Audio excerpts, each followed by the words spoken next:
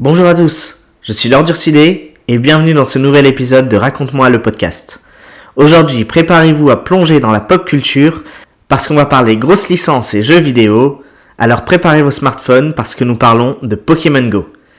Pour nous accompagner lors de cette conversation, nous allons inviter Jin Trakemis qui a beaucoup d'expérience dans le domaine. Mais juste avant, jingle.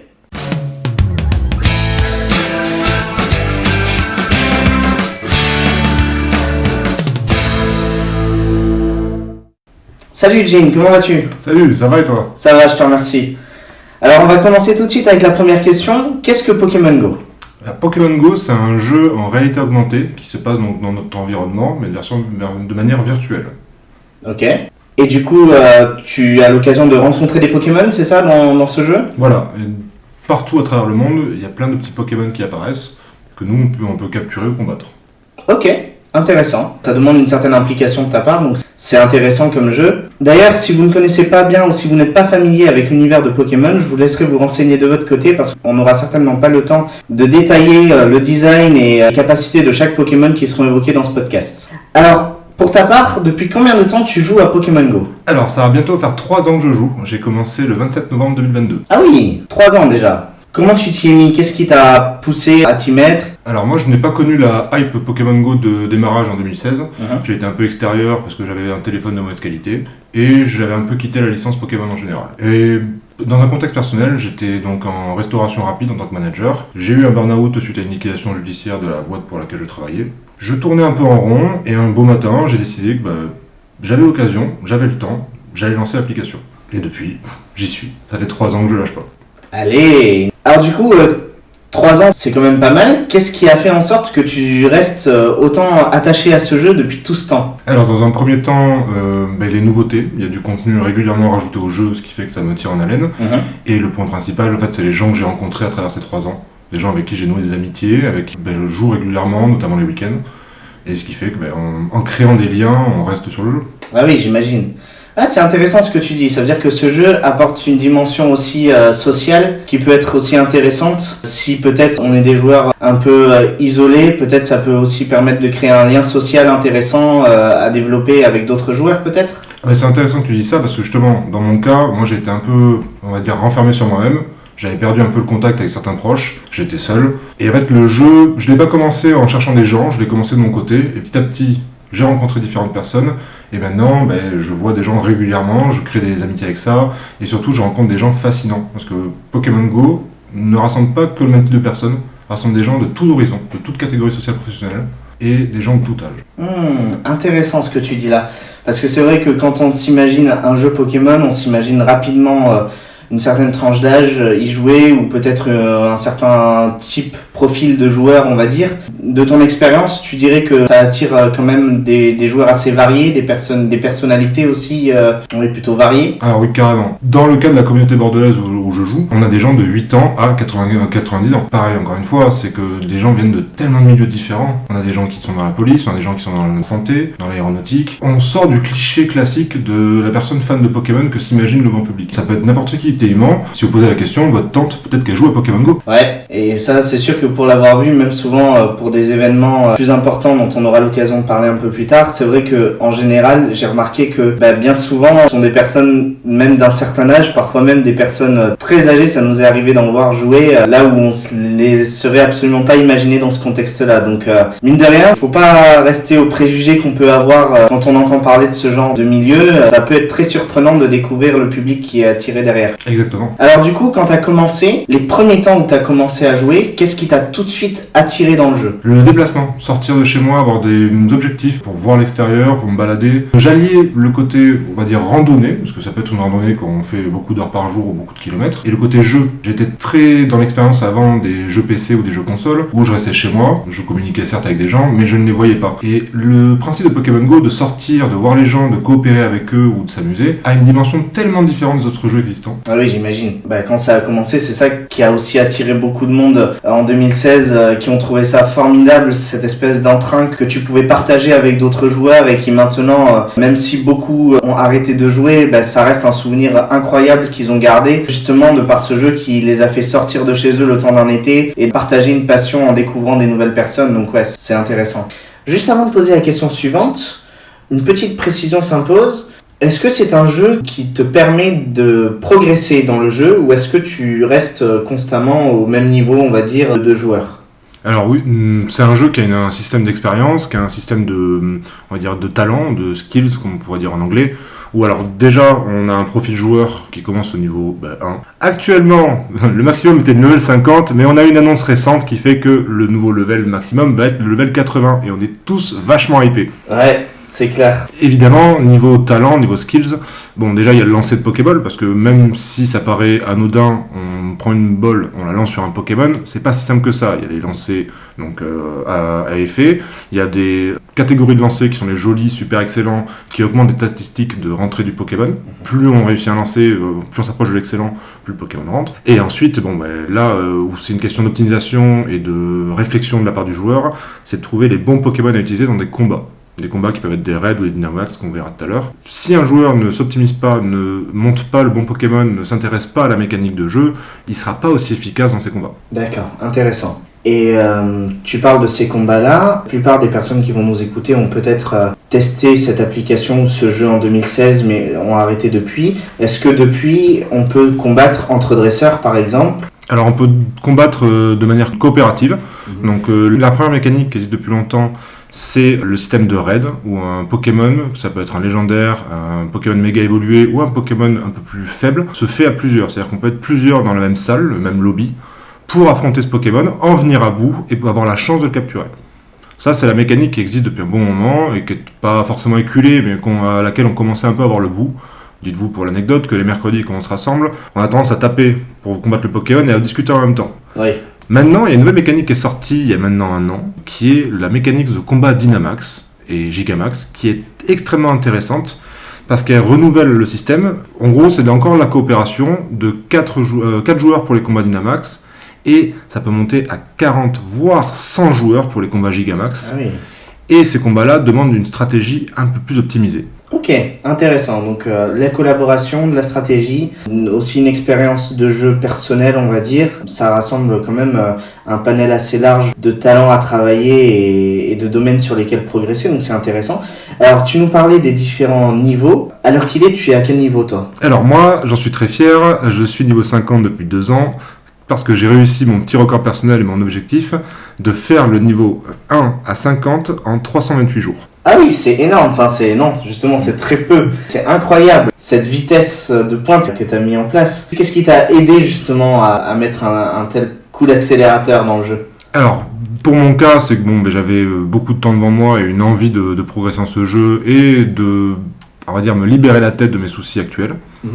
Déjà, j'étais entouré d'amis, j'étais entouré de gens qui partageaient comme moi l'amour de l'optimisation et du jeu en général, ce qui fait que on se fait progresser l'un vers l'autre. Ok, ouais, je vois.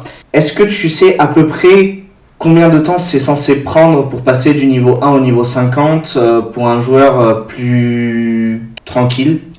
Alors, mais je dirais que c'est au rythme de chacun. Moi, je connais des gens qui ont commencé à la grande époque de 2016 et qui sont pas encore level 50, et c'est pas une tare. Hein. Bien sûr. En soi, c'est chacun se fixe un objectif. Si vraiment l'objectif c'est d'arriver au level 50 rapidement, il existe différentes manières et différentes rapidités. Je dirais que les meilleurs, les plus grands joueurs peuvent le faire en 6 mois, comme les joueurs plus casus peuvent le faire en 2 ans ou 3 ans. Ouais, donc vraiment, c'est vraiment un beau record que tu as mis en place là. Hein. Alors quand tu joues, tu nous as parlé de différentes expériences de jeu. Toi, personnellement, quel est ton objectif ? Alors actuellement, c'est toujours relié à la mécanique de la Dynamax, c'est de collectionner tous les Pokémon Dynamax ou Gigamax en IV 96% ou plus. Pour la précision, un Pokémon capturé a une tranche IV de 0 à 15 dans 3 statistiques. Et plus on s'approche du 15 partout, plus le Pokémon est considéré comme 100%, donc parfait, le meilleur possible. 96%, tellement, c'est quand il manque 2 points d'IV sur les 45 cumulables. Ouais, donc ça doit te demander quand même de bien chasser ces Pokémon-là en particulier et de rechercher du coup à chaque fois le Pokémon qui pourrait arriver à ces stats-là. Ça doit te demander plusieurs essais, j'imagine que c'est pas du premier coup que tu vas l'avoir, quoi. Ah non, ça demande une envie de grind, donc de prendre du temps. Moi, personnellement, quotidiennement, je mets au minimum 2 heures de temps dans le jeu. D'accord. Et c'est pas forcé, hein, clairement, je prends mon pied. Je m'amuse beaucoup. Donc oui, non, c'est chercher donc la source, qui est en fait la zone où on peut trouver le Pokémon, le combattre, avoir les bons Pokémon aussi pour l'affronter, parce qu'on peut pas arriver mais les mains en l'air en mode soit mon copain rentre dans ma bolle. Donc voilà, c'est beaucoup d'envie et beaucoup d'optimisation. Ok, intéressant. Et du coup, j'imagine que ça doit être pareil pour les Pokémon Gigamax dont tu nous parlais tout à l'heure, avec ces stratégies qui doivent être mises en place avec un gros nombre de joueurs. J'imagine que c'est pas des événements, ou en tout cas des Pokémon que tu peux rencontrer tous les jours. Donc du coup, ça doit te demander, quand ils apparaissent, peut-être de les chasser de façon un peu plus précise.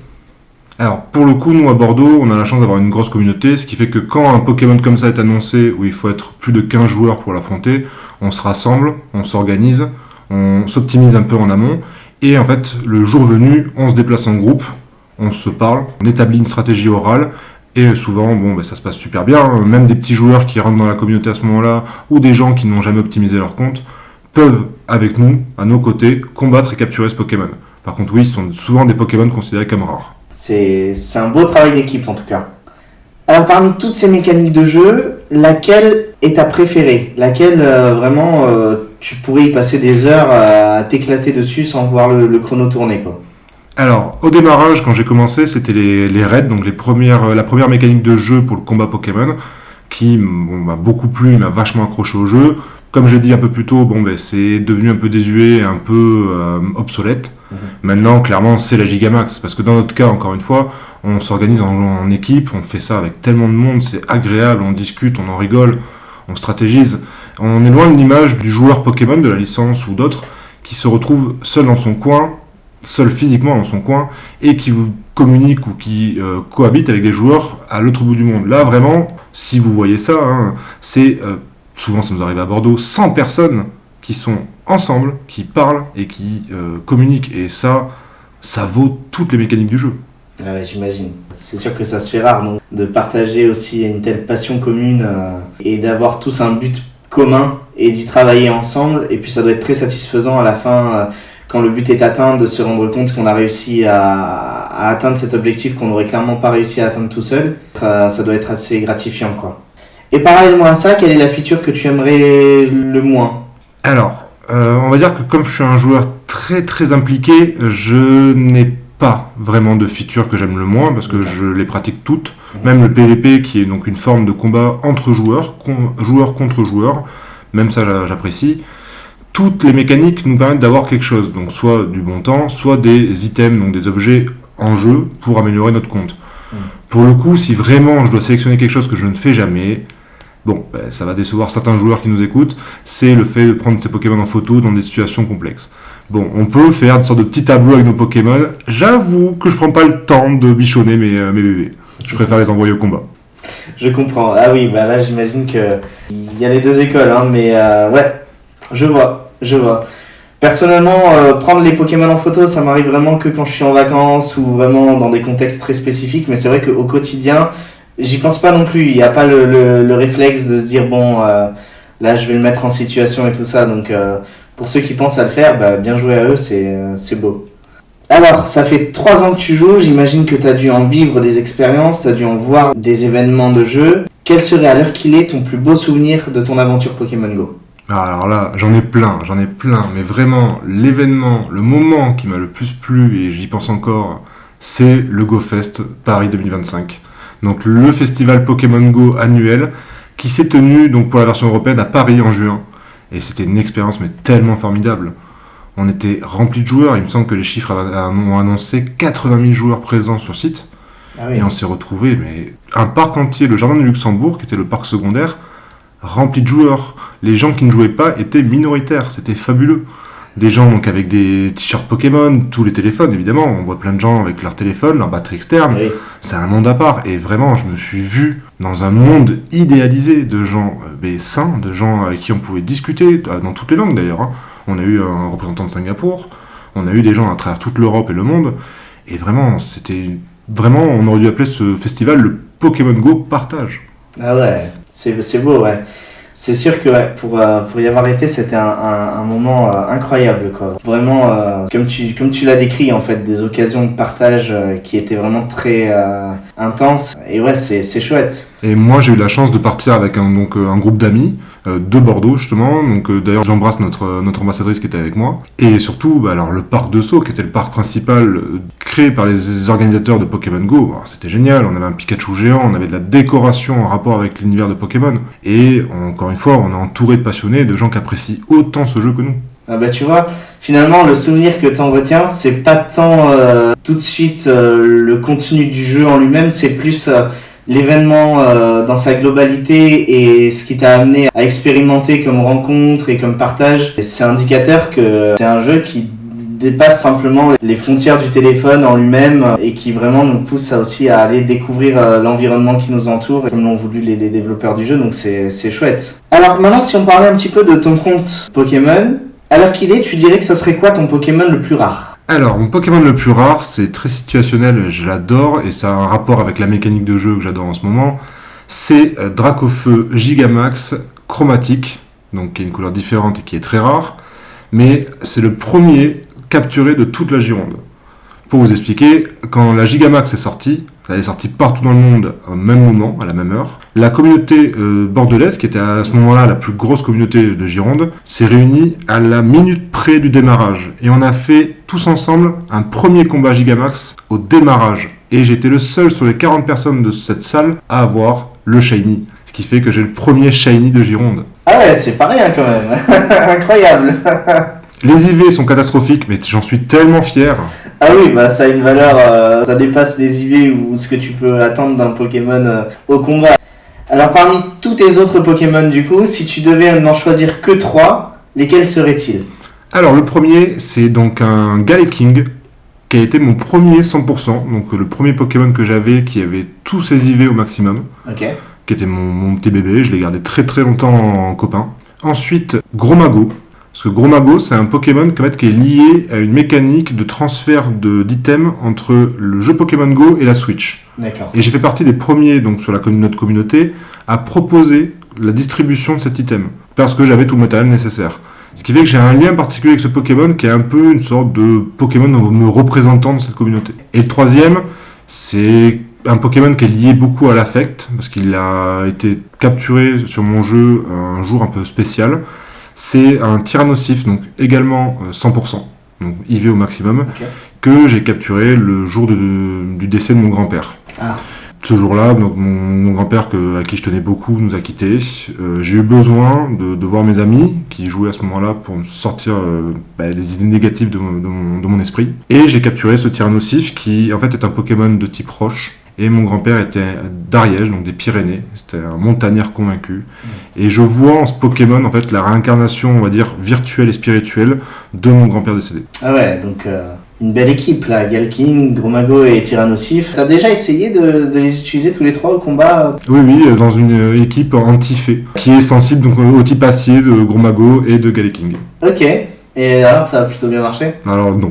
Non, ok. C'était pas à s'optimiser. L'affection n'est pas l'optimisation, malheureusement. Ouais, bah ça se saurait sinon.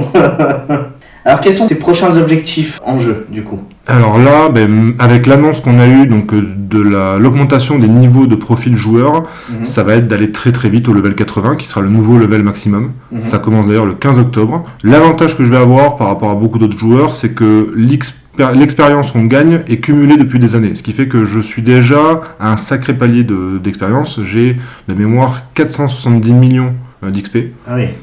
Pour rappel, il en fallait 176 millions pour passer au level 50 à l'époque. Donc on ne sait pas encore comment ça va se passer, on ne sait pas encore quels seront l'XP demandés au final pour le level 80, mais j'ai bon espoir d'aller très vite. Tu m'étonnes.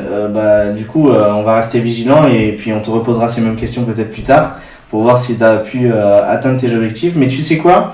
Pour le coup, je vais aussi avoir le même objectif que toi, essayer d'atteindre le niveau 80 le plus vite possible, parce que dans mon cas, ça a été un peu particulier.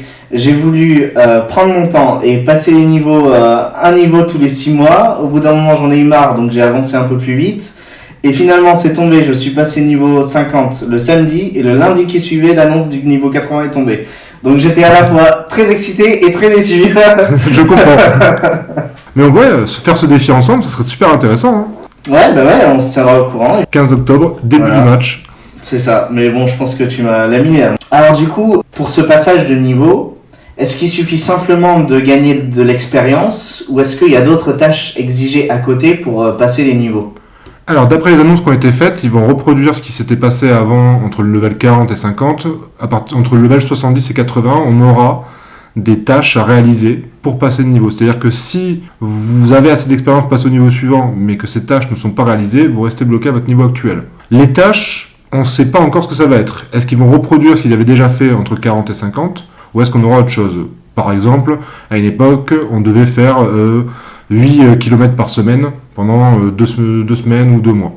Bon, mais là, on verra. C'est une découverte parce qu'ils ont juste annoncé le passage de niveau et quelques bonus, mais on n'a aucune info. Donc si ça se trouve, les XP entre guillemets ne suffiront pas à tout de suite passer du niveau 50 au niveau 80. Non. Il faudrait également être impliqué dans le jeu à différents trucs. Il me semble qu'à l'époque aussi, et c'est toujours le cas, c'est que ces tâches du 40 à 50 demandaient de se spécialiser un peu partout.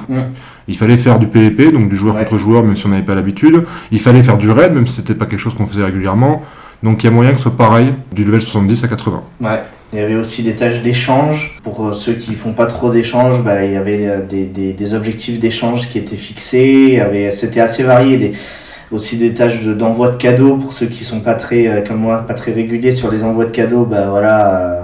C'était exigé aussi, donc ça couvrait quand même un très large panel de différentes options du jeu, et finalement c'était bien parce que ça nous permettait de pouvoir toucher à tout, au moins à un moment de notre aventure Pokémon, de pouvoir toucher à tout, et puis parfois on se surprenait à apprécier en fait telle feature qu'on n'avait pas vraiment pris le temps de bien expérimenter, donc à voir s'ils vont faire pareil pour le niveau 80.